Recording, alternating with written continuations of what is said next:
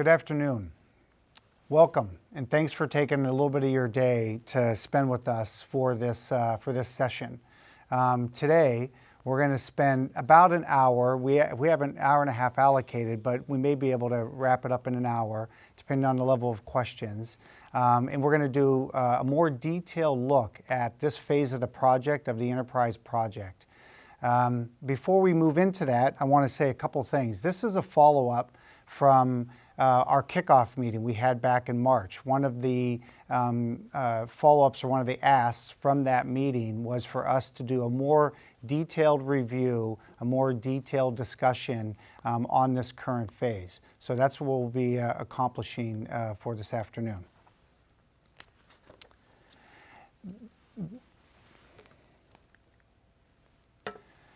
Questions. We really hope that you will ask us a lot of questions. You will see in front of you a slide that where you can send your questions to. That'll be open through the whole duration of this conversation. We plan on having time at the end of our presentation to take any questions that anybody has at that moment. So please, by all means, ask us some questions, send them on in, and we'll get to those as we after we work our way through the formal presentation. I want to go through the agenda real quick. I want to talk a little bit about why the enterprise project. For the folks who participated in our kickoff, this will be a little bit of repeat, but not much. We're going to go into a little bit more detail on why this project is so important and what we're doing. Well, then we'll briefly talk about who we have involved from the university community. Then we'll go really into the heart of the conversation around talking about the outcomes of this phase and the business process impacts. Now, we're not going to get into detail on those specific impacts today, but we'll talk about the process and we'll talk about the progress we've made on that. Then we'll talk a little bit about business intelligence, analytics, and reporting. For our project, that acronym is called BAR, and that is all about the ability for the end user community to access the information that'll be in the enterprise system to be able to do BI, analytics, and reporting. Then we'll give a quick project management update, and then we'll talk a little bit about what's next through the rest of this phase, which goes through the end of July, and then we'll open it up for questions. Before I move on, though, I want to introduce the rest of my team. Holly Ross, one of the business process managers on the project, and I have my co-lead is Sarit Chakrabarty. Hi, I'm Natalie Sisto-Means, and I am also part of the business transformation part of the enterprise program as one of our managers. Dave? Hi, Dave Kiefer from the Office of the CIO, and I'm leading the enablement pieces of this implementation, including technical components like conversion, integration, and operational design. Hello, Michael Anderson. I'm a project manager with the university, and on this project, I'm focused on the project administration workstream. Thank you. And then, just in case you don't know who I am, my name is John Ostrowski, and I'm the project director, overall executive lead for the project. So why the enterprise project? I want to go through a couple key points here. On the first column, why are we transforming? Why are we doing business process implementation? A couple key points there. Enablement. Dave mentioned the word enablement. We're going to enable the institution, the university strategic plan around the core academic, research, and service and patient care initiatives and mission. So it's an enablement. It's focus. It's focus on the business. So our goal is that we, through this project, allow and enable the university community to do their administrative, both tactical and strategic work in a more effective way, to be able to focus on that and take advantage of modern systems to do that. We want to be able to support our constituents through what we call a high quality experience, through a set of business processes that are more effective for them. And then we also want to drive efficient and effective decision making through analytics, through trusted data, through one consistent source of information. So how are we doing this? we're doing this, we have really 4 kind of key principles on how we're doing this project.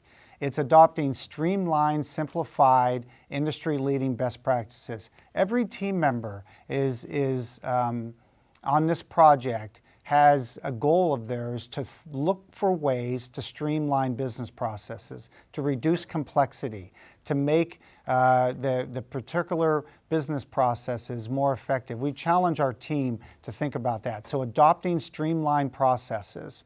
Foster an environment of collaboration and transparency. This is another example of us being transparent and walking through where we are from a project perspective. We'll continue to do this on a regular basis.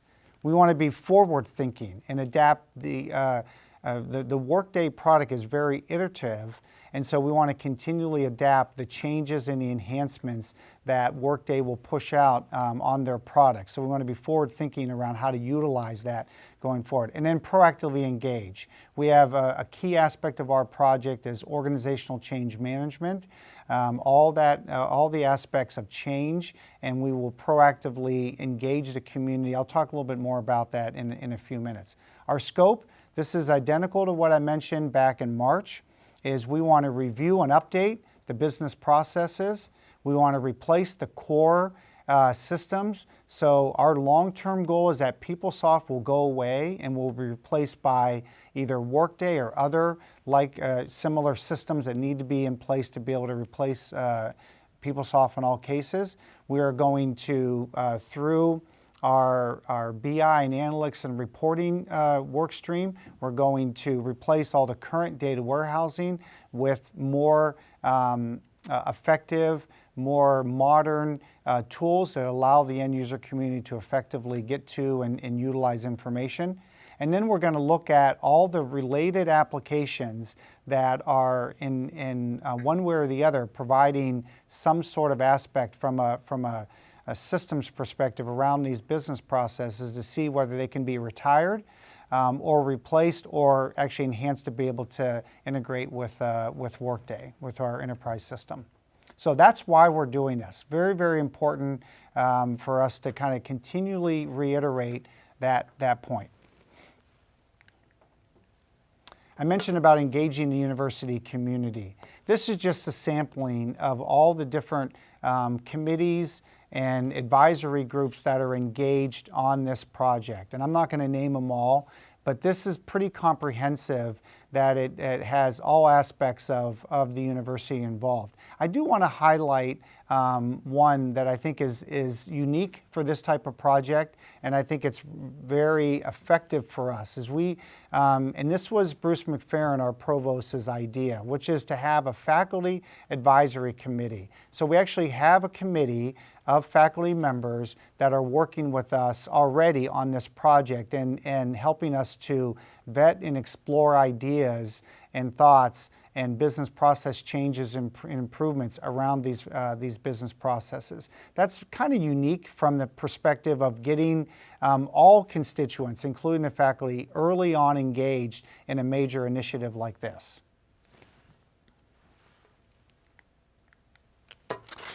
I want to briefly mention, when we were back in March, when we did our kickoff, we showed you our overall 5-year plan.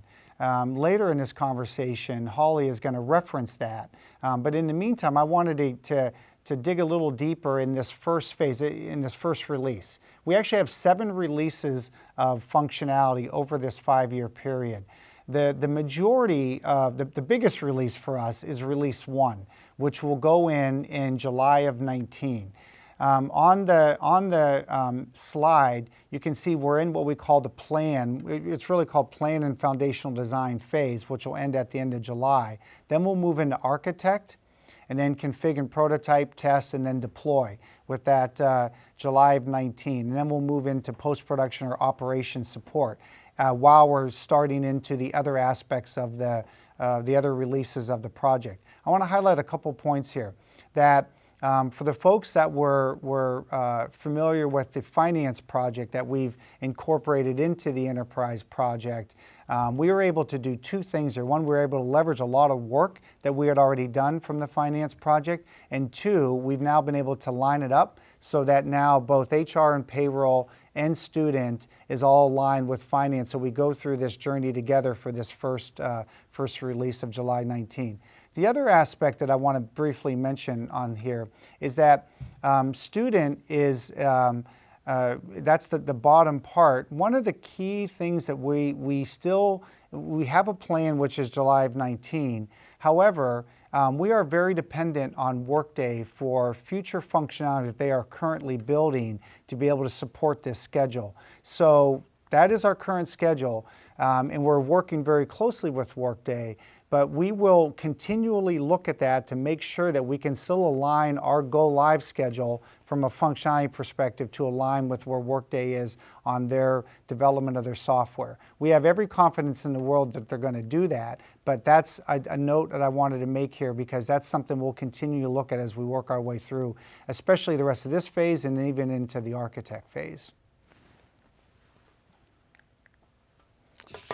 The next slide talks a little bit about business transformation and systems implementation.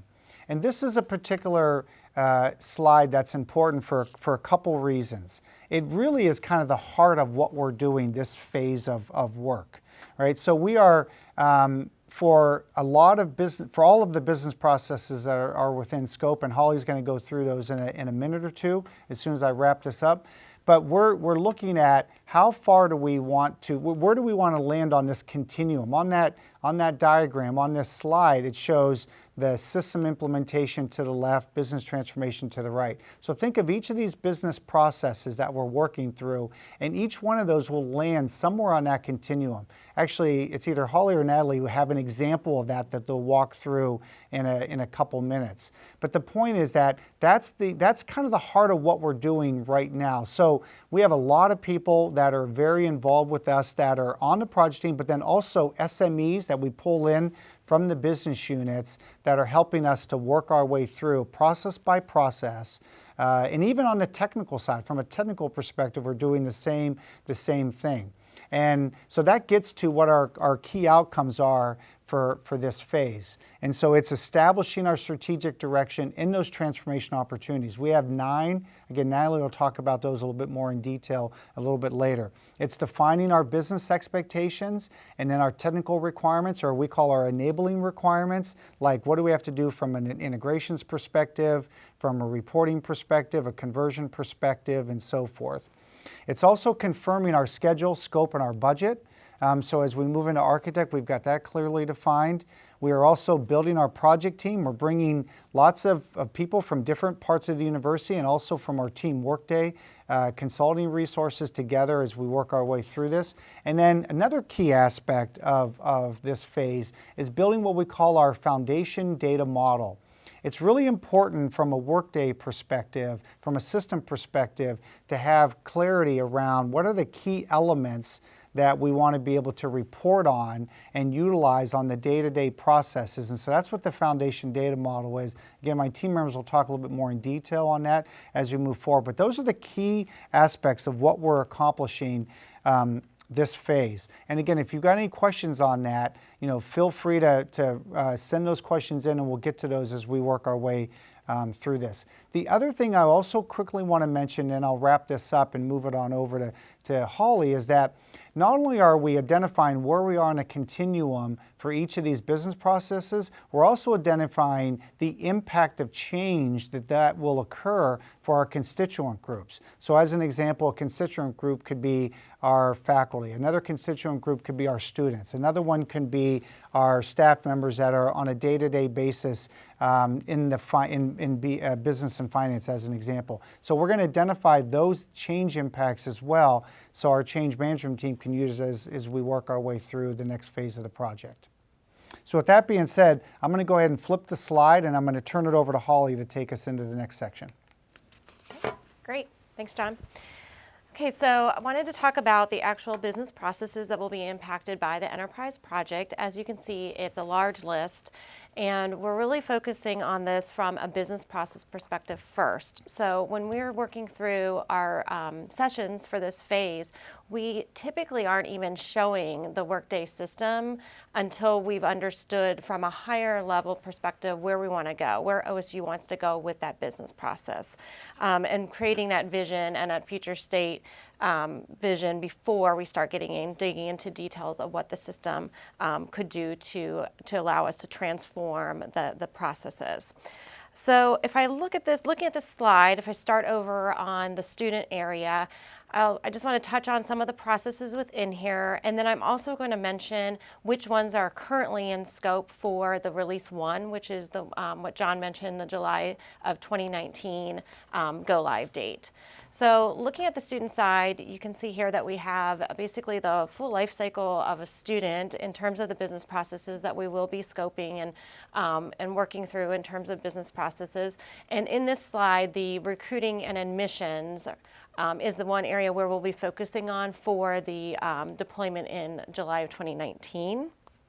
On HR and payroll, we have starting kind of from onboarding down through payroll, timekeeping, compensation, benefits, fee authorization, position management, and then retirement.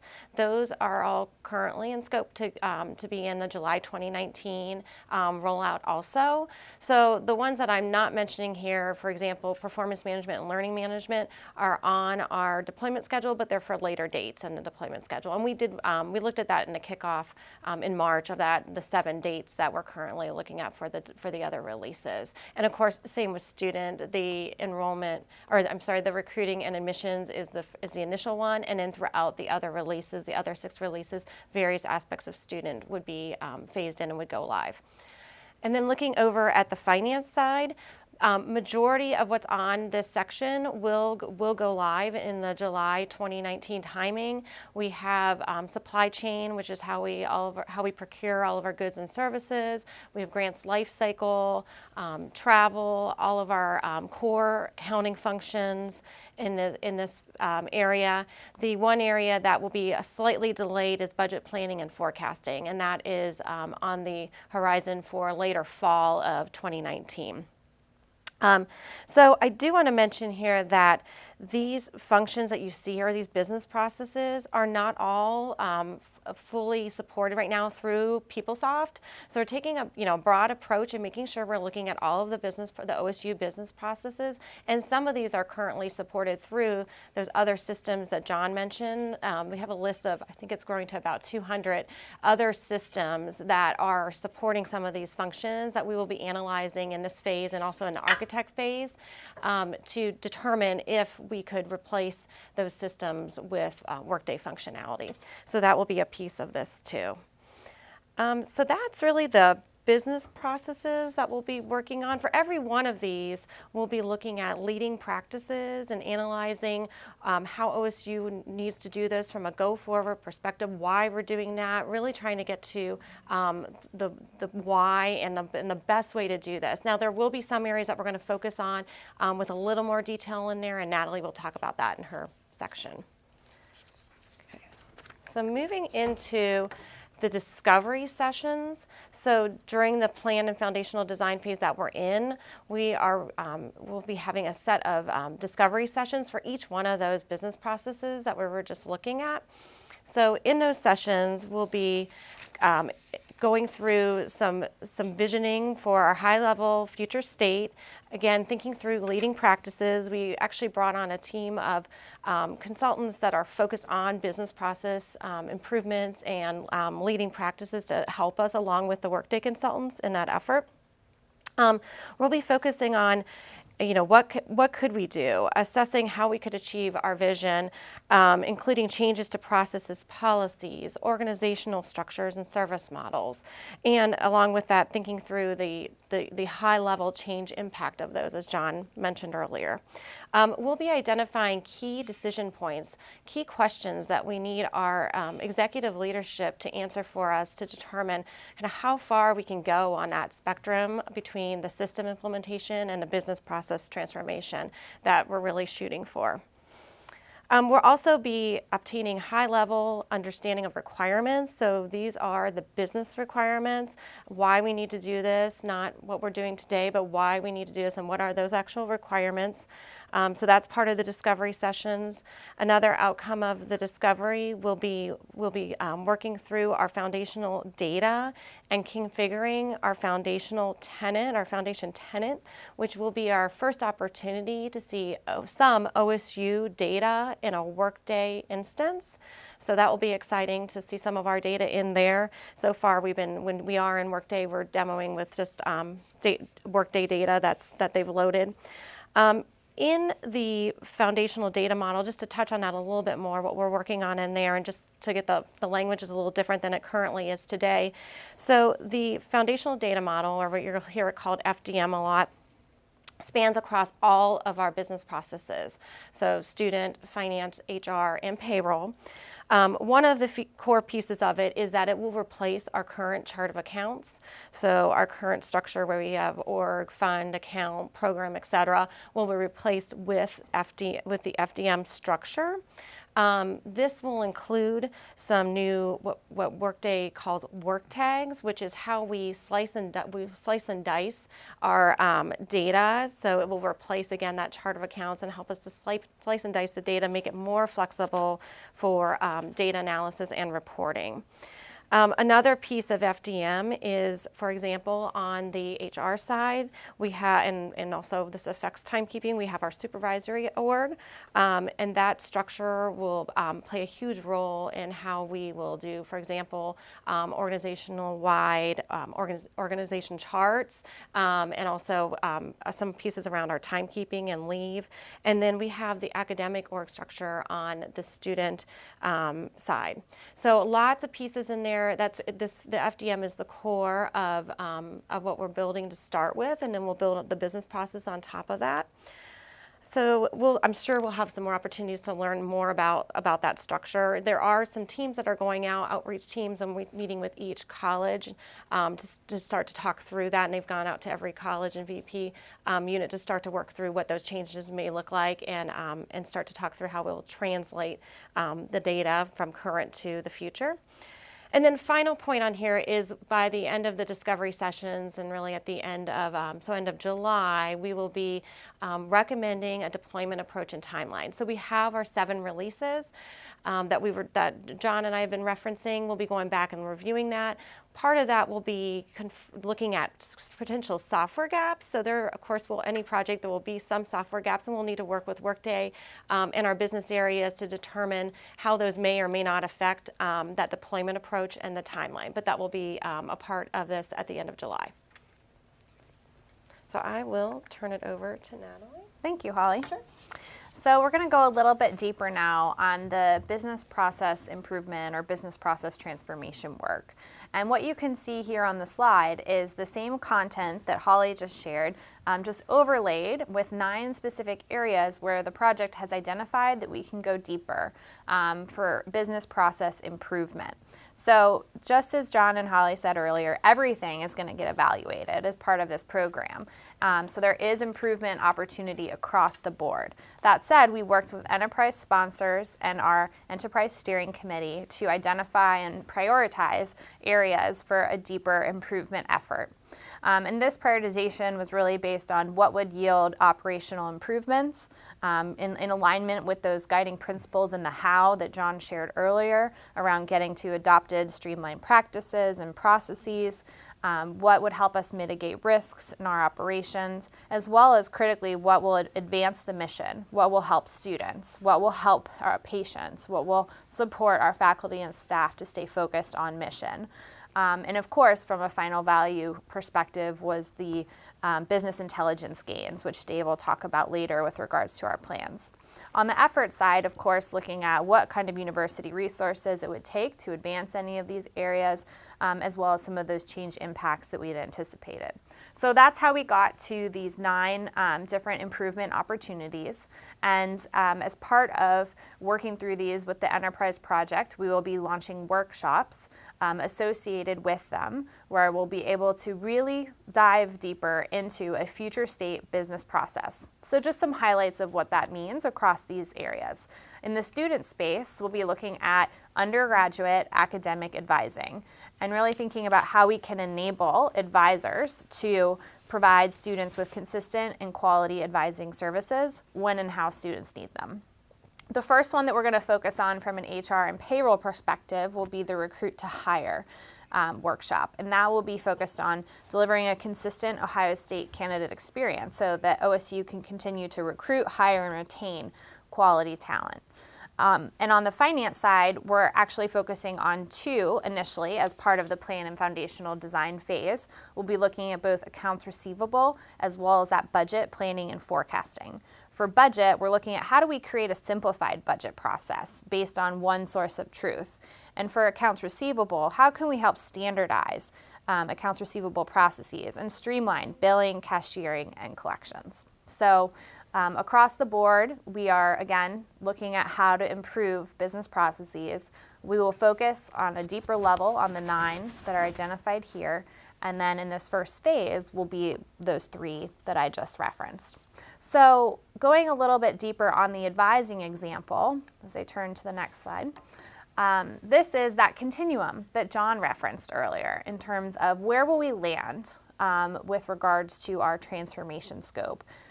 We are absolutely implementing the Workday system and related technologies, but what else can we do to take advantage of this opportunity? So in the advising space, this just shows that in addition to implementing that new technology, we will also be optimizing the advising process. So looking at and evaluating how we can create common advising processes across the colleges. And then from a transformation perspective, what are new ways that we can have industry-leading practices to support our students for success to graduation and beyond? And really even looking at some of our workforce and structural components related to advising around how we enable those advisors to focus the most on students. So for each one of those areas that I showed you on the previous slide, we're working through similar continuums to really understand in this phase how far we will go on the business transformation side of things. And then finally, what's next for us? As Holly just referenced, for the business process side, we've been focused on vision, big picture, what is it that we could do? And now we're going to start narrowing in on what we will do. So we're evaluating the feasibility of the various improvement opportunities. We'll be working through those workshops that I just mentioned. We'll be looking at laying it out on a roadmap. How do we align the business process improvement efforts with the critical project milestones across the deployment schedule? And of course, some of this will change during the next phase, in the design phase. And so this will be a continuous evaluation and refresh of our plans, and we will update our approaches accordingly. We also understand that the enterprise project is touching every corner of the university, and so we need to coordinate these improvement efforts with efforts that are underway within various colleges and VP units already. So that will be an upcoming area of focus for us. And out of this phase, we will have a view of our transformation roadmap that we will continue to refine as we move forward. So with that, I will turn it over to Dave. Good afternoon. I want to talk a little bit about the data that we produce and the data we analyze as in relation to the business transformation that's happening. So if we think about the processes that are being improved and the processes that are being analyzed, we're looking at using current state data as well as improving how we use future state data to look at those processes. So a good example of that would be how do we measure the success of the transformations that we're going through on the business side of the house. We'll be looking at the metrics and we'll be looking at the focus of specific goals to try to make sure that we design analytics and reporting as well as the business processes to achieve those levels of success. If you look at the goals that we have listed here, the first one is really to maximize our Workday investment. If we think about the technology that we're implementing in a single system that contains all of our finance, HR, and student data, it's a huge opportunity to leverage that data and the delivered reporting right out of Workday to improve how we communicate at Ohio State and how we look and analyze data. at Ohio State. We also have a broad scope within the project. So if we look at treating our data as an institutional asset, in a similar way to how we treat our buildings or our intellectual property, we can really empower our leaders with quality data and analytics that they can access where and when they need them.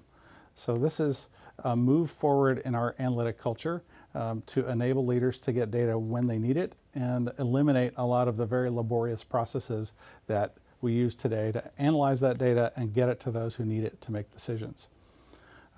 We also have an opportunity to really produce high quality data by re-engineering the processes and the systems that we use to produce that data. So there's a back and forth between the business process work we're doing and the data and analytics work we're doing. And we need to inform the process folks on the best way to improve a process, as well as ensure that the process supports producing the data that leaders need to make those decisions. So they're very much tied together, and our teams are working very closely together on that. So the last piece here is really to create a long-term analytics environment. So the environment that we're building on top of Workday will give us a whole new tool set to report and analyze data that we've not had before. And it is a very modern environment, and it will replace the environments that we have today. If we think about eReports and BuckIQ and some of those current environments, those will be replaced as we move through the progress of the project. Stumbling over that. So where are we now and what are we focused on? So we're very focused right now on listening for initial reporting requirements and metrics requirements out of these discovery sessions. So we're looking for what's the goal, how do we measure it, what do we really need to understand about the current state. We're looking at the capabilities that Workday has provided to us in the reporting space, and we've spent a lot of time looking at what those capabilities are, and they're good. Looking at our current inventory of reporting and metrics and trying to understand which of those are key for us moving forward, and looking at those new technologies that I referenced earlier to replace our current tool set. So there's a lot of work ahead in this space, and I'll just say that the requirements from a reporting and analytics perspective come throughout the project. These are not requirements that we learn all up front, and we know we'll continue to learn new things about what data and reporting people need all the way through our go live. And so we've aligned the team to support that long-term mission of keeping reporting and analytics moving through the whole project. So I'll turn it over to Mike to talk about administrative. All right. Well, thanks, Dave. So the main things that I wanted to talk about today are two of our major project risks or issues. And these are the items that you'll mainly see in our project status report. So we definitely wanted to address those here today. I do have some very good news to share about that first bullet that you see on the page. Our backfill strategy has been approved as of last week. So that was part of our enterprise project status report that went out last Friday. We did get direction that we can proceed as planned with the backfills that had been requested that we have pushed through the process. So one thing to note with that is just that backfill, just like any other resource on the project, should project timeline, scope change, any of those items, kind of that project management trifecta, if any of those items change, backfill resources, just like regular project resources, we may need to revisit and determine, is the duration that we have planned the right duration? Do we need more? Do we need less? So, but very good news to share there that we can proceed as planned with our backfill. And the second item that we wanted to address was project working space. So we definitely know that there is an issue with the space that we have available on campus, and we're working very hard to try to remedy that. Two of the short-term successes that we can share as far as project space goes, within the next 2 weeks, we're adding approximately 40 seats to Mount Hall, which will help alleviate some of our concerns with seating. And that's kind of an immediate benefit that we'll receive. So hopefully by June 9th, we should have about 40 additional seats at Mount Hall. And then we are also working with leadership from business and finance to bring Blankenship Hall kind of up to speed and get some new furniture put into that space to make it a little more amenable to folks working there. So those are two short-term successes that we can share as the project space. Now we do know that we have a long-term space need that we're working through, so John and I are definitely working closely with our enterprise sponsors, or executive sponsors, and the ESC to try to find some solutions for that space. So given that, I will pass things back to John. Thanks, Mike, and Dave, and Natalie, and Holly. And don't think you can walk away yet, because we got questions coming. And if you think I'm taking them all, that's not going to happen. So let me go through kind of what's next, right? And I'm going to focus on the next 2 months, right? Because if we continue the path we're on, we will kick into the architect phase in early August. But the next 2 months are really, really important. And it's the closeout of this phase. So, we talked a lot about, the mechanics of what we're doing right now, right? What we didn't talk about just yet, because we're not ready to do that just yet, is talk about those decisions that are in process of being vetted and will be made through this phase, so that we can tee ourselves up in an effective way to go into the architect phase. But right now, we're on schedule. Status is green from a project perspective. I'm sure you all read our status report that comes out every 2 weeks, and so I didn't have to tell you that, but just as a reminder, we are green and things are progressing as we would expect them to progress. But the next 2 months are important, because we've got to get through the rest of this work, and we've got to be able to come back with a plan to be able to move forward into the architect phase, which brings us to an August 8th event. So on August 8th, we're going to have what we're calling the town hall. And the plan for that particular meeting is to go through it, again, at a high level, but go through what the plan will be moving forward, and then what are the, where we landed, I guess, from the perspective of the business processes as it relates to which ones will be what I'll call pure system implementations, which ones will be kind of no-brainer transformation activities that are going to occur, or business process improvements, and where kind of all that lands. So we're going to be, hopefully we'll be able to talk about that in early August at the town hall. And then we'll jump into architect. So with that, I'm going to ask Ann to take a look at the questions, and let's address those. We are ahead of schedule, so we got plenty of time to talk through this. Great. Hi, I'm Ann Massaro, the lead for Organizational Change Management, and we do have some great questions. So I'm actually going to ask you to pass I guess you don't need to pass anything, but you could pass the clicker to Natalie. What's the overlap with learning management? And in that list of business processes, why is it listed under HR and payroll? Sure. So I'm actually going to turn that one to Holly. It's actually learning. It's actually learning management for our OSU employees. So not on the not the student side of the house is the focus of that area. Mm-hmm. And why is it under learning and HR and payroll? Oh, again, because it's a focus on the employee learning. So not the student learning aspect. Does that make sense? Yeah. Yep. Okay. Okay. Great. And that is a later phase. That's later. That's more in the 2021 timing on the deployment timeline. So certainly lots more to work on and investigate in that area. But the focus is on the employees. Okay. Great. Thanks. So Holly, while you're talking, I have another one specifically for you, if I could. What is the medium/process for escalating and reviewing our current state exemptions? i.e. exemption-based benefit plans, exemption-based retirement contribution rates for Department X, Y, and Z? Well, my assumption is we'll be working on that through our under an HR and payroll in our retirement sessions. So that should be coming up in there. We're going through the full end-to-end of retirement processing, if I'm understanding the question right. So that's where we should be working through those details. And then of course, when we move into architect, we'll be working more in depth on that. Great. Can you offer a realistic timeline to having policy changes discussed and finalized on good. that? Yeah, that's a good question. So we are working through all of our discovery sessions. We're gathering a list of both key decisions that we need to have made from our executive levels, and some of those include policy decisions.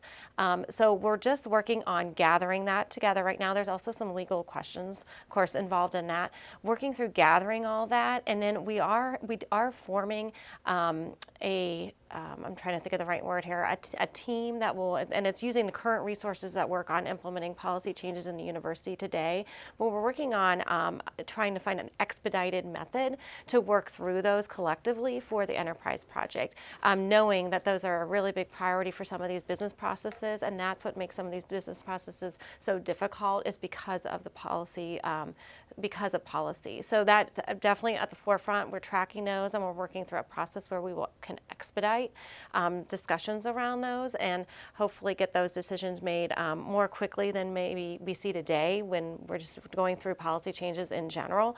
So I don't have exact timing on that, but we will need to know as we go through Architect, which ends in February. I think we will have to have clear direction at that point if we can expect that policy change to that it will go in effect, and some of them sooner or later, depending on how much that policy will actually impact the business process that we're designing. So hopefully that helps. Great detail. Hey, Ann, can I add on to Please. the Thank you, question John. that you brought up about exceptions, right? I mean, the one I want to add to this is that from a project team perspective, my expectation is that we will, when we identify those through the discovery sessions, through the work we're doing now, we want that to be risen up to the work stream leads and then risen up through the business process leads, because one of the objectives that the executive sponsors has is to, at the end of the day, we call it work smarter, right? To be more effective from a day-to-day perspective, and sometimes being exception-based doesn't allow that to happen. So that's an obligation that this project team has, every member of our team has, to be able to look for those opportunities through this phase and frankly through the rest of the phases of work as we go through. Okay. A very detailed question from one of our project team members. I'm not sure who would like to answer this. When does student need to have the crosswalk finalized to be ready for finance to go live? I don't know if we have the details for that yet, but we'll be working through that, knowing that with student, I'm not sure exactly what we mean by crosswalk, but with student being phased, we will have to work through how we will continue to interface between Workday Finance and PeopleSoft Student for a period of time. It's at least a year and a half.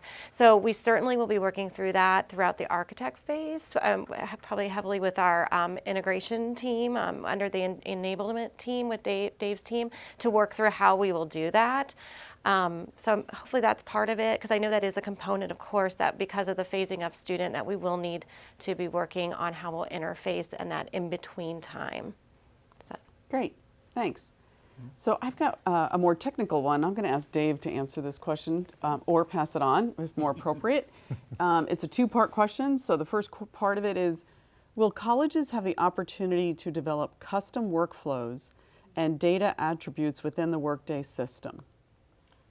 So I'm going to share this answer with Holly. I'm going to go back to what John said earlier, is our expectation is that we would not have uniqueness amongst the workflows and the data attributes. But I'm going to defer to Holly on the financial data model and whether there's any flexibility there or not. I don't know the answer to that part. Well, and so a couple pieces. So we're working right now, going out to all of the, again, colleges and VP units on our FDM structure and the values that will be in there. So there's definitely opportunity there for feedback, and also for us to work with you on your actual values and how you'll set that up. A lot of folks are taking this as an opportunity to redefine how they've done that in the past and really change how they're doing that. In terms of custom workflows, our goal is to have a standard process across the board wherever possible. We want a standard, simple process with minimal number of approvals, as you know, basically going back to what is those core requirements. But I can't say for each business process that I don't think we know enough yet to be able to say that if there would be some opportunity, depending on the business process, on who might, for example, do that approval. So we still need to work through defining what those roles are. But our going in assumption is that it's a standard set of steps that every process would go through. But we will certainly be looking at what opportunities we have where there's a requirement to make something maybe slightly different for one area than another. But again, that's the exception. The goal is that we're using a standard process across the board.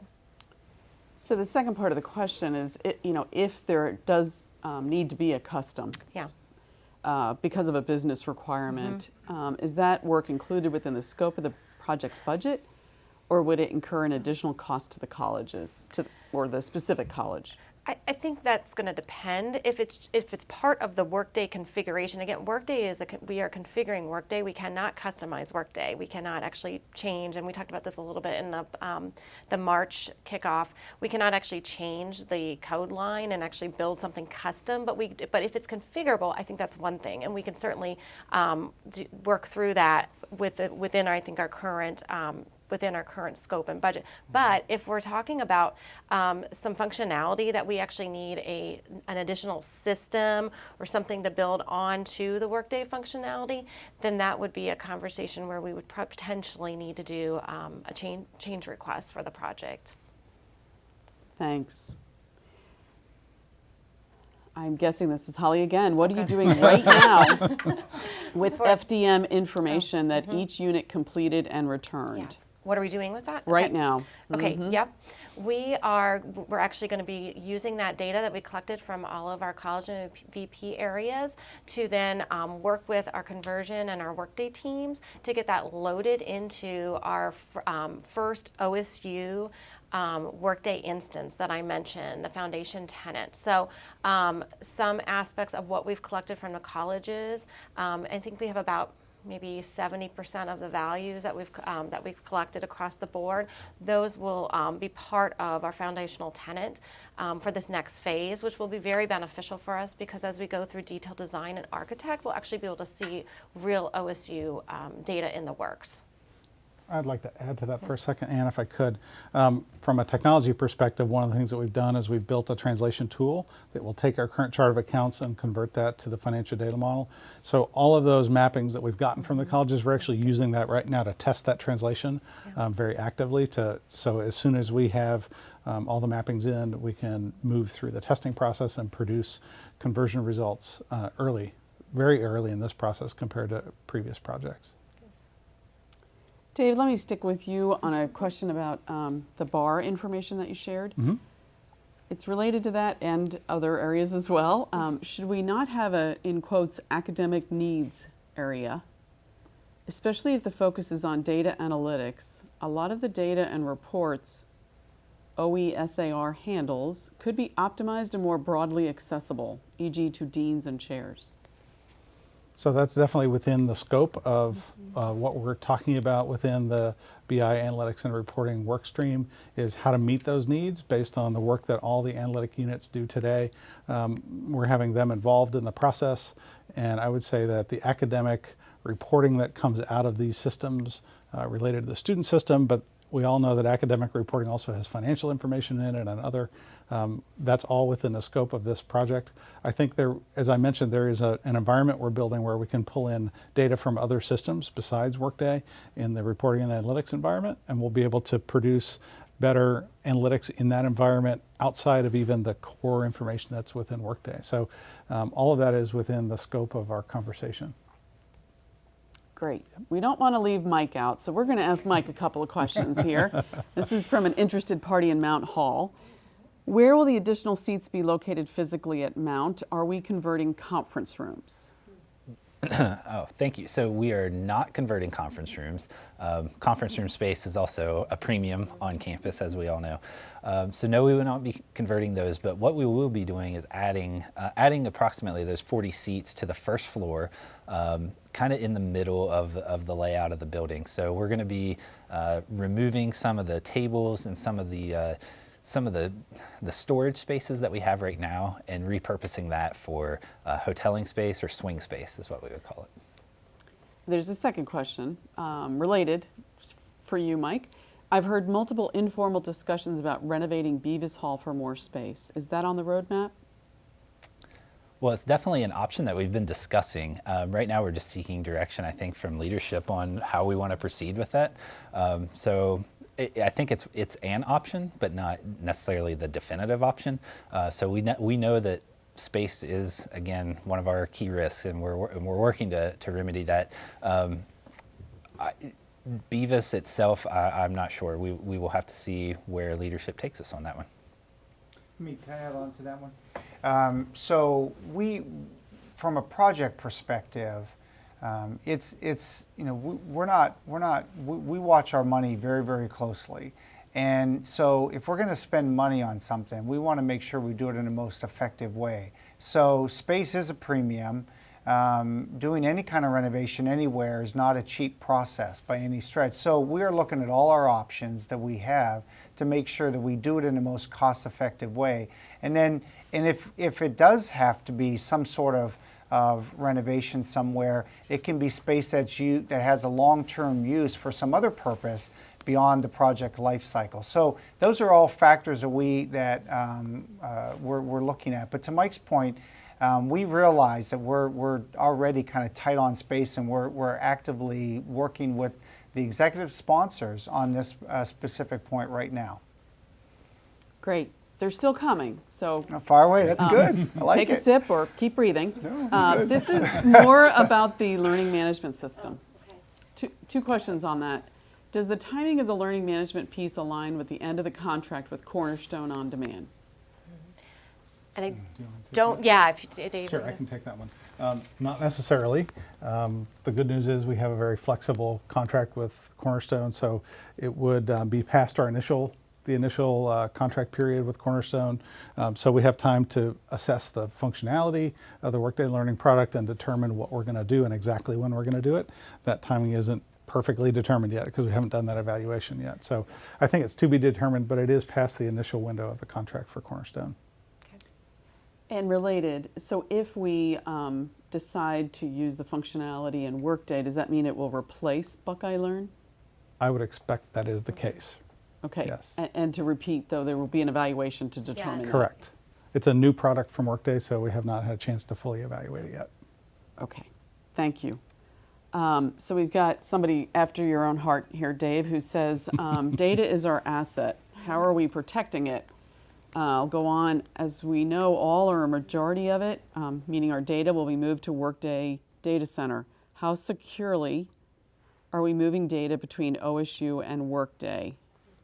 So there's a couple components of that to answer. One is how secure is Workday? And I can tell you all the work that we have done, they are more secure than we are. So that's good news, right?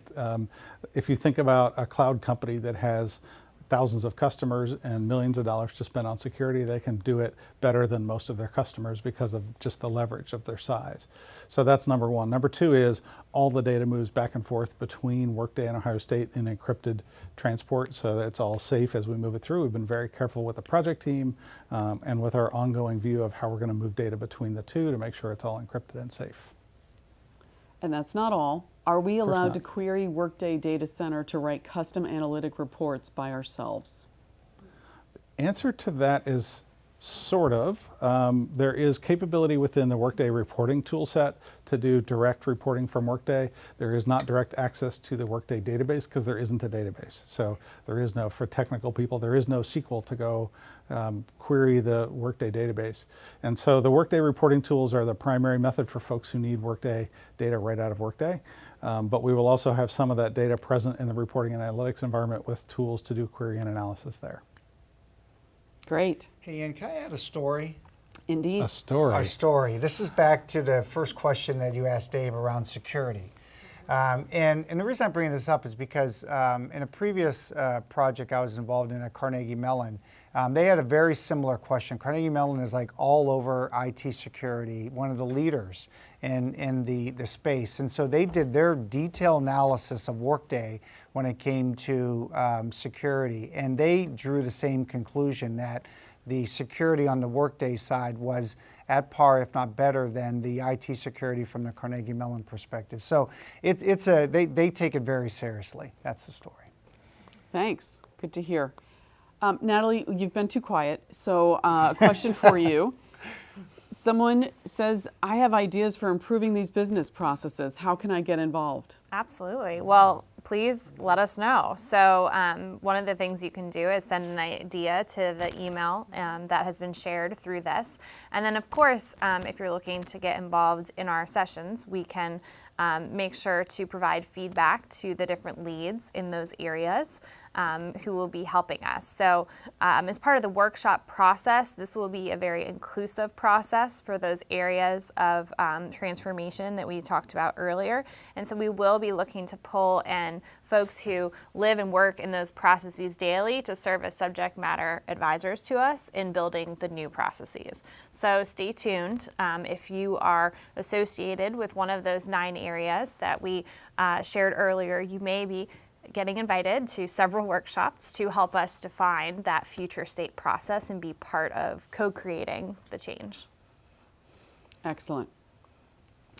We have a couple of questions that are related to change management, and I'm going to hold those to the end, trying to get in other questions that are for all of you.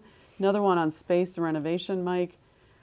With space at a premium and renovation of that space a requirement, has the option of leasing a floor of an office building close to campus been considered? That seems like a more cost-efficient option than renovation, and it could make moving everyone together much sooner. Well, I would say that's definitely a consideration, but going back to what John mentioned before, I think we want to be very careful before we make a large expenditure on the project for this. We want to make sure that we do consider, is there space available on campus that would be used for afterward? Is there a repurposing of that space afterward?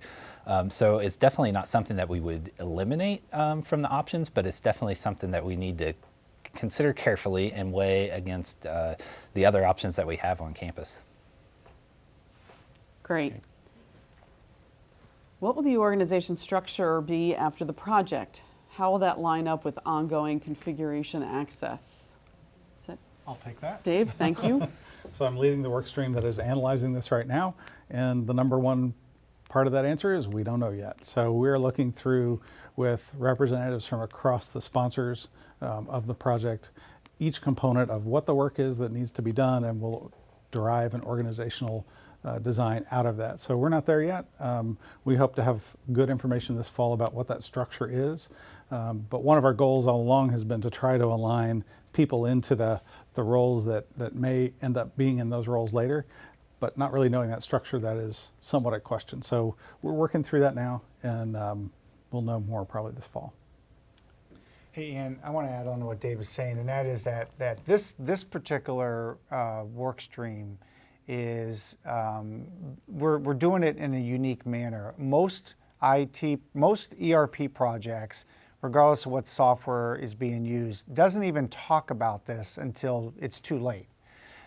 We are, 2+ years out, and we are in in-depth conversations, as Dave mentioned. This is critically important for us because the more we can get this aligned, the more we have clarity around this, the more it's going to help our project and then help us get a jump start when we go into operations in July of 19. Great, thank you. For those who may need to leave the call, I am going to mention that this PowerPoint and the recording will be archived on our website. You have the address in front of you, or it's been in front of you quite a bit. So it's enterpriseproject.osu.edu. And so we encourage you to find the PowerPoint there if you'd like it, as well as the recording. But more questions still. Will there be a centralized HRP department for hiring, terminations, changing jobs, etc.? At this point in time, do we have any idea on a centralized versus decentralized service model? majority of the data issues are from decentralized, inconsistent processes. Sure. Natalie, thanks. Yeah, absolutely. So those are all pain points and topics that have been raised as part of the Recruit to Hire workshop. And so as part of our look and deeper dive within that area, we will look at if we're going to move to a common, simple, standard business process that is in alignment with leading practices, what kind of organizational structures and service delivery models do we need to support us in that regard? So during the actual workshop itself is when we'll be able to answer the question about what the future state will look like. Moving towards those sorts of models are absolutely an industry best practice that we'll want to consider to support the university in reaching its goals in that way. We'll work very closely with OHR, of course, to understand how far they want to take it in that regard. I'm going to ask you another question, Natalie, and then invite you to turn it back to me because I think it overlaps for us. But it says, going off that last question that you just addressed, how are we engaging individuals in the field, HRPs, departments, et cetera, to ensure they are involved and aware of the upcoming process changes coming because of the enterprise project? Absolutely. So for each one of the areas that I talked through around the 9 different opportunities, the workshop process will include people who work those processes every day. So in order for us to design a future state process, we need and value their input. And so we're working very closely right now with the process owners in that space to make sure we're bringing a right cross-section of people to those workshops to help us inform that. That said, there will be no way that we can invite every person who is in a specific role to these workshops, or it would take us several years to get the workshop done. So we're working through that. We understand that as soon as future state processes have been defined, that there'll need to be a communication and corresponding change effort to help them transition to that future state, at which point, Anne, then I turn it to you. Right, thanks. So organizational change management is about communications, learning, and stakeholder engagement. This is part of the effort around organizational change management. We want to invite you to share what you've learned today, because it's going to take everybody getting involved in change management to communicate and share widely. Again, this PowerPoint is going to be archived on our website, so we invite you to share it as broadly as you'd like. The reality is decisions have not been made yet, as Natalie said very well. So once concrete decisions are made, the communication efforts specific to different targeted audiences will ramp up significantly, and that's coming down the road. Other questions related to change management are about training. This one question reads, since this project is going to touch everyone at OSU, how do you envision training on all of the new systems, procedures, and policies? Will training be conducted by the Workday project team, or will colleges be responsible for training their personnel? I love the question. I'm hoping that this person is volunteering to be part of our training network. So we have a lot of work to do in determining how we are going to do training, what will be self-directed training, what will be classroom training, what will be virtual training. All of that is to be determined, and we are in the process of exploring those questions and creatively answering them. We know that there's a concentrated group of people on the team who are dedicated to the learning or training function, and we know that we will need and want and solicit other trainers from across campus to be part of our training network. So it's going to be a joint effort and more to come as we move into the next 2 phases of our project over the next few months of this year. I have another question that is not change management. Absolutely cannot answer this question. It was mentioned that Workday is not a SQL data store. What type of data store is it then? How can developers access information from Workday? I guess this one's for me. So there, as I mentioned, it's an in-memory database, and we can't access it directly. So the way that we can get data out of Workday is through web services. And there are a number of them that we can use and we'll make available for the appropriate purposes to get data from Workday. So we can get files and web services out of Workday through our enterprise integration platform. So that will all be coming through meetings we're going to have with all the technical units on campus starting in late summer, early fall. And we'll get to everybody to see how you can get the data that you need. And hopefully we'll make it easier and simpler to do that than it is today. Great. One more, and I think that might be it. This goes back to learning, although it's related to the system and to student learning. I'm curious as to whether Workday will be integrated with Carmen/Canvas, as this will help with learning analytics and would be very helpful to advising staff. In parentheses, Carmen could serve as a bridge between our systems and Workday. I think that could be an opportunity. I don't know how in depth we've started to look at that, but I think that could be an opportunity that we would take back and work with the team on. And certainly from an advising standpoint, we'll be launching one of the workshops related to undergraduate academic advising. And so if there are things that we can do to support the students on their pathway to graduation and post-graduation success, we should put those on the table. Questions keep pouring in, so I'm going to keep asking them because we did set aside the time, and I love all the questions. They're really strong questions. We heard that space is a challenge. What are some of the other challenges currently facing the project? I'll start with that one, and there are two more that follows from this individual. Okay, well, I'll take. Why is everyone looking at me? So challenges. I mean, wow. Every project has challenges, right? There's, I would say, a couple things. A challenge is that, can we get through the decision making we need to make over the next 2 months? That's a challenge, right? It's not like, we've got a history of making quick decisions. I guess that's recorded. But, and so we have to do that. We have to go through that process, right? The level of decisions is also important too. We don't have to make every single configuration decision right now, but we've got to have directional decisions so that we can move forward into the architect phase. So that's a challenge. I'd say a second challenge is we've got a lot of people from a lot of different aspects of the university. We've got Team Workday that's made up of multiple organizations, Accenture and Huron and Workday itself. And so sometimes the challenge is just bringing people onto a project and trying to help them figure out, what their role is and how they can be most effective. Another challenge is this is not, what I'd call like a normal Workday project, because we are doing more system business process reengineering and business process analysis, and in some cases. So as we bring consultants on, we have to make sure they understand kind of how that fits into this. Another challenge is what we're trying to do here, what we are doing here in about a 5-year period is something that we took about 15 years to do.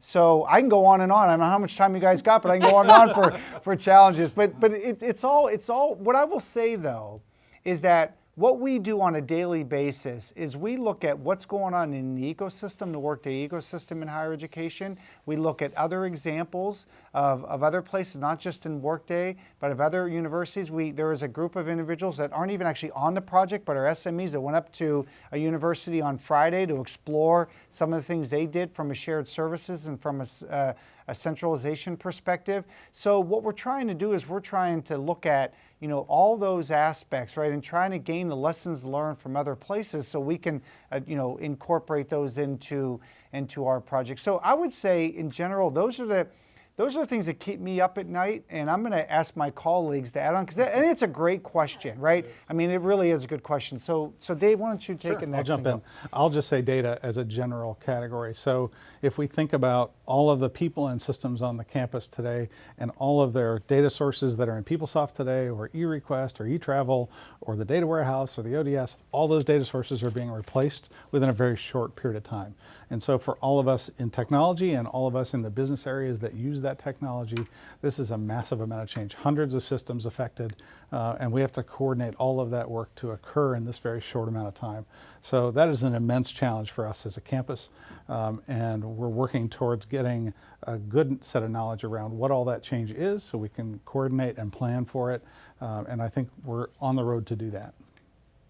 Mike?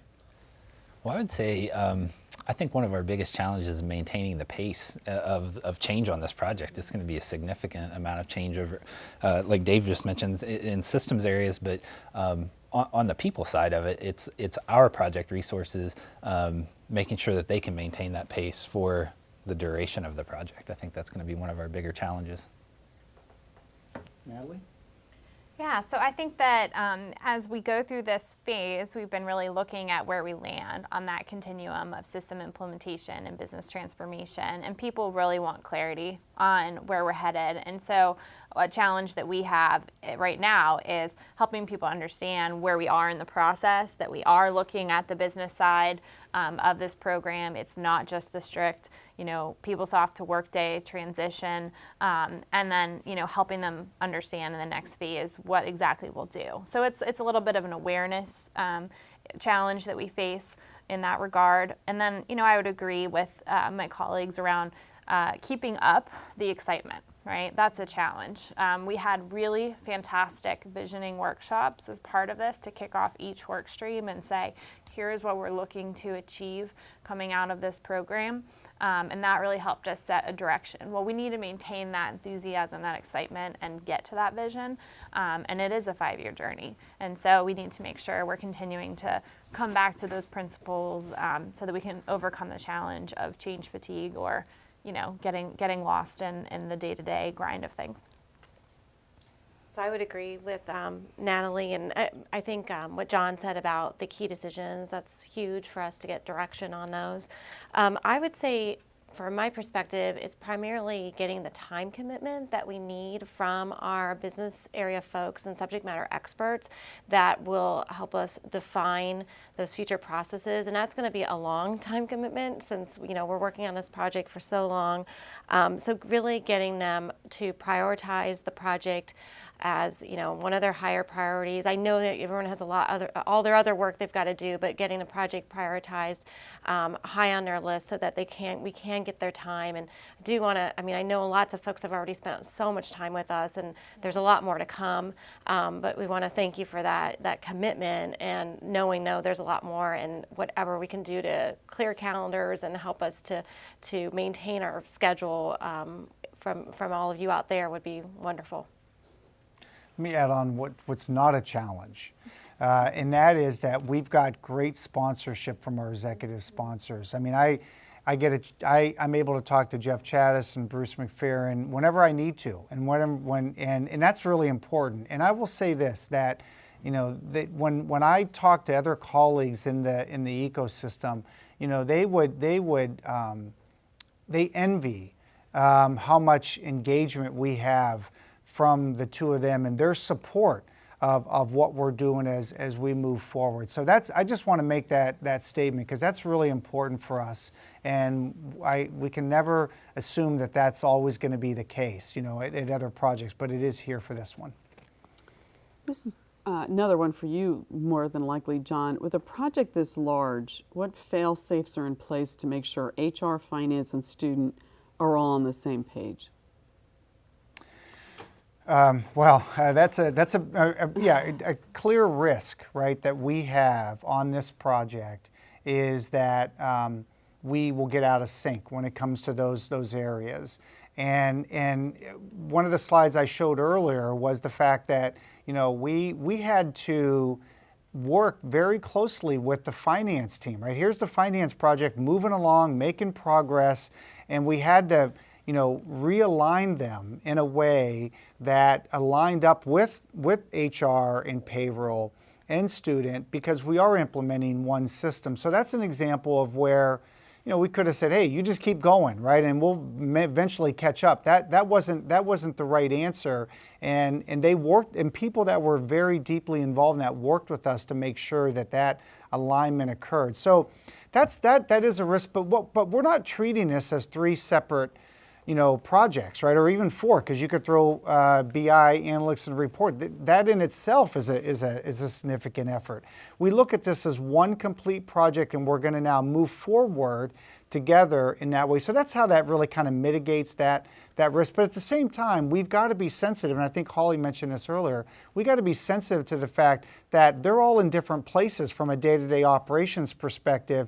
And so we have to make sure that we don't, misalign the project to what their objectives are from a day-to-day perspective. And so that's an ongoing effort we have to do, and we're doing that. Connected to that, since finance signed on with Workday, we knew that it was possible, if not probable, that student and HR would join as well. Why was working space for HR and student joining the project not considered earlier? Well, I would say that just from a timeline perspective, we decided to look at, well, let me step back. So when we started in the finance project, in parallel to that, we had a review or an analysis of HCM, or HR payroll for Workday, as well as student.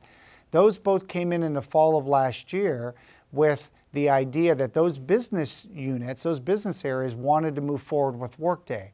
So up until that point, we did not know that what was going to happen, right, with those evaluations. Once those evaluations were really wrapped up in that October timeframe, then we moved into what we called the realignment phase, where we realigned the project, and that occurred in the November, December, January timeframe. And then as soon as that ended and we moved into the first day of the enterprise project, which was February 1st, then we knew, and actually even during that realignment, we figured out pretty quickly that we were going to have a space issue. So I guess the way I would answer that question is that, once we knew that HCM or HR payroll and student wanted to move forward with Workday, and once we got into realignment and we realized the most effective, cost-effective way, as well as the most effective business way, was to do it in together, then we started to really look at space at that point in time.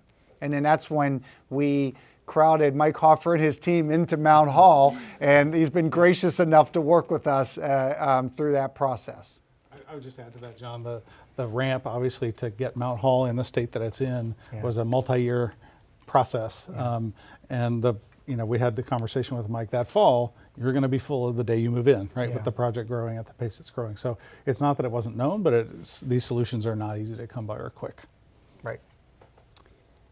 Got another tough one for you, John, probably, and others can chime in. Do we have an inventory of the top questions from leaders that can't be answered or are difficult to answer currently? If so, could those be shared so we could be assured that we're being creative in solving for those issues during the discovery and architect sessions? Wow, that is a tough question. A very thoughtful All right, question. fine. Dave's going to take it. Then I'll can take it. Go ahead. Upcoming is going to be a visioning session around metrics and data with executive leaders. So I would say we don't have the answers to all those, or we don't have even all the questions yet, but we're working to gather those in this phase and the next phase to make sure we know what we're aiming at. But I would say we don't have a catalog of all the questions that they can't answer today. We're working through that this phase, though. Yeah. John, anything you want to add to that? I would add, and then if you take it beyond the data side, right? If we focus in on the business process side, I would say that in Jira, our tool that we use, well, at least the team uses, I use it sometimes. What we have in there is our list of questions, then decisions that need to be made, and it's well over 100. Now, not all of those are ones that need to go to executive sponsors or ESC members because some are very much in the weeds, but that's where we keep our inventory. But to Dave's point, that's not always complete, because every day as we work our way through this, we identify, oh geez, we haven't thought about that yet because we hadn't got to that yet. So that a question or a decision could be added. But we're very transparent, right? On what are those particular decisions and questions that need to be answered, or decisions that need to be made as we work our way through it. I do think the question is really interesting, though, and I think the intent is, are there things we could be doing better today based on what you're learning about frustrations or difficulties that leaders have? And I think we're sharing that with folks as we find it, and as John said, we're very transparent about that, and I think trying to solve some of those issues before the system is implemented is a great thing. So. I was just going to say we are in JIRA. We are working through, filtering through. I mean, right now there's probably a discovery session going on, and there's probably a key question coming out. So we're continuing to log those and get those into JIRA, so we can then review them and work on what phase and even what due date. What date do we need an answer to this? And that's really driven by, is this going to impact my detailed design? And so a lot of those we're still working through on categorizing and determining what needs to come up at this point to executive leadership versus what can be decided and worked on more as we go through the detailed design phase. So as we get a better inventory, we really haven't had a chance, our work stream leads haven't had a chance to work through all that, what's been coming in, and it's coming in quickly through these sessions. Once we have a better inventory, I'm sure we could do something to start to share, share what's in there. And of course, the folks in the sessions are discussing those questions as we're going, and they would absolutely be used within the architect sessions. Great. John, how is the project funded? The project is funded, from my understanding, the project is funded through I think the term is, bear with me, the term is reserves and capital contingency. Actually, you know what? I need to take that back, because in the earlier conversations I've had, there was a little more clarity that I need to get on that. So, Ann, let's That's take fair. that question, Sure. and we will answer that question through the website. But we will Sure. answer it. I don't feel comfortable doing that just yet. Yeah, it's the terminology, right, that Yep. that trips us up sometimes. So that's fair, and we can respond to that person as well as through the website. Yep. So great. So here's one for me. Has there been a decision on the enterprise project tagline contest?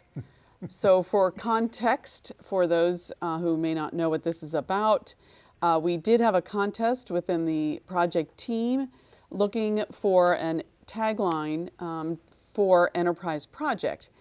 The great news is that we had some wonderful submissions, and those submissions have really elevated the leadership, meaning my peers who are on the panel and I, our conversation about our identity and how we want to move going forward. So the decision is, right now, as we're exploring with university marketing, their advice and expertise on our identity as well as on our tagline. And we want to be thoughtful about how we move forward so that we can position ourselves as, the enterprise project that's really transforming the university out of care and concern for the university and medical center missions.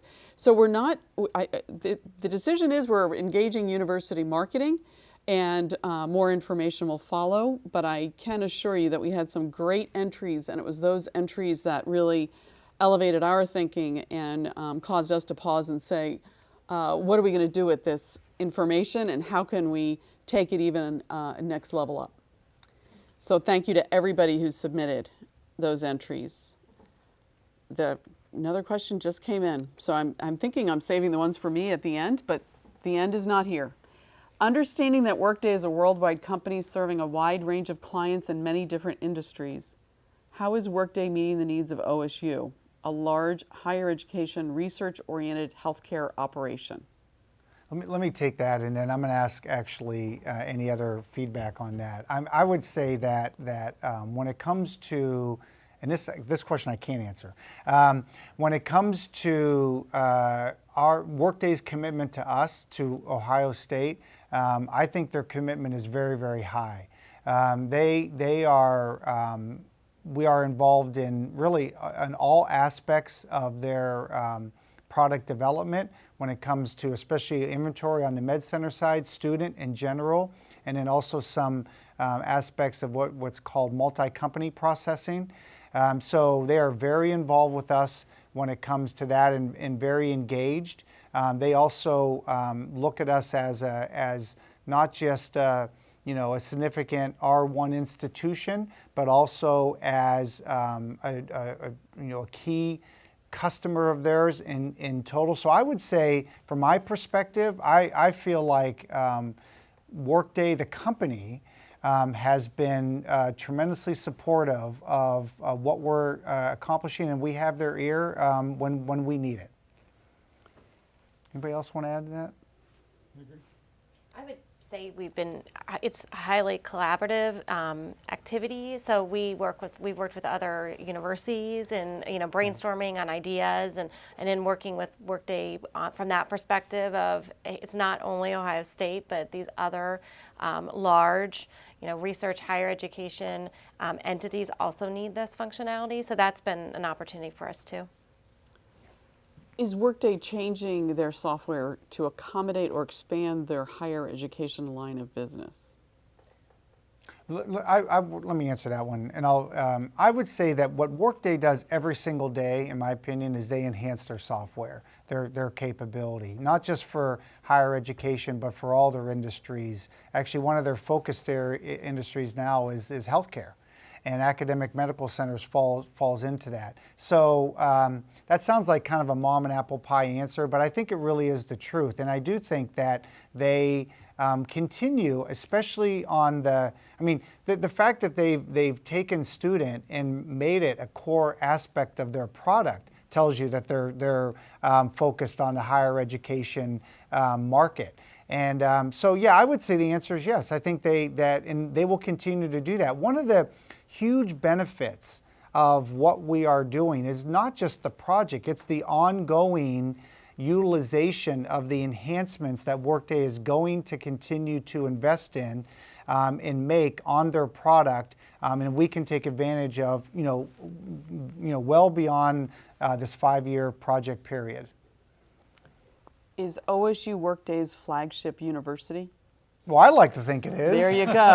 Good answer. I mean, yeah, of course. I mean, yeah, that's an easy one. Yes. I will say we were the first large enterprise customer of Workday's in higher ed, signing on for all the products at one time. So Right. I think they understand the importance of that as us being Exactly. first in that space. Exactly. Excellent. So with that, I'm going to give people 5 minutes back. Our questions have stopped pouring in. They've been of outstanding quality. Presenters have done a fabulous job responding. You can keep sending your questions into our email address that's been printed on the screen. And again, our website will host the PowerPoint as well as a recording of this panel conversation. Thank you so much for participating. We really appreciate your interest and engagement. Let us know how we can keep serving you. Thank you.